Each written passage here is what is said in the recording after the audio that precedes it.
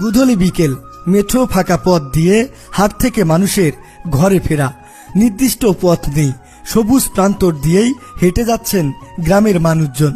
সন্ধ্যা নামার আগে রাখালের গরু নিয়ে ঘরে ফেরা, এ যেন আবহমান বাংলার চিরচেনা রূপ। একদম নদীর কিনারা ঘেঁষে এই যে বাড়িটা, যেটা একদমই ব্যতিক্রম, যেটা দেখে যে কোনো মানুষের নজর কাড়বে বা চোখে পড়ে যাবে। আল্লাহ যাক যে হালে রাখে ওইলে হাজার শুকরিয়া। এখানে আপনি একাই বসবাস করেন? জি, বর্তমান আমি এখানে একাই আছি। কেন ভাবি? উনি নাই, চলে গেছে। আজকের ভিডিওতে আমি কুড়িগ্রাম জেলার ব্রহ্মপুত্রের তীরের এক চর তেলিপাড়া চরের মানুষের সুখ দুঃখের জীবনযাপন দেখাবো।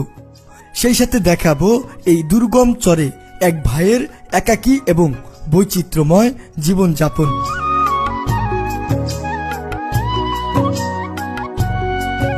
সেই চিলমারি বন্দর থেকে, রমনাঘাট থেকে এই তেলিপাড়া চরে আসলাম। আপনার বাড়ি কি তেলিপাড়া চরেই? তেলিপাড়া চরে।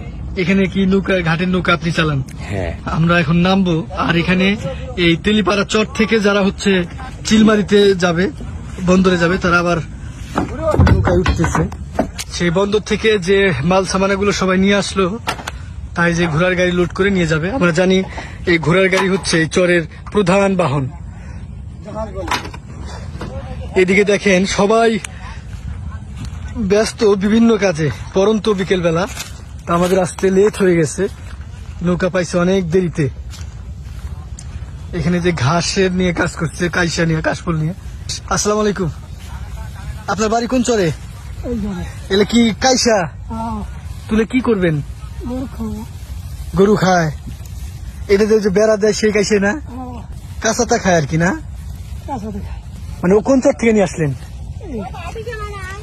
ওই পার থেকে, ওই দূরের চর থেকে গরুর খাবার নিয়ে আসলো। আমরা জানি এই চরের মানুষের মানে সম্বলই হচ্ছে গরু। এটাই হচ্ছে গ্রামের নৌকা স্টেশন, অর্থাৎ নৌকা ঘাট। নদী পারাপারের এই দৃশ্যগুলো মনকে শীতল করে দেয়।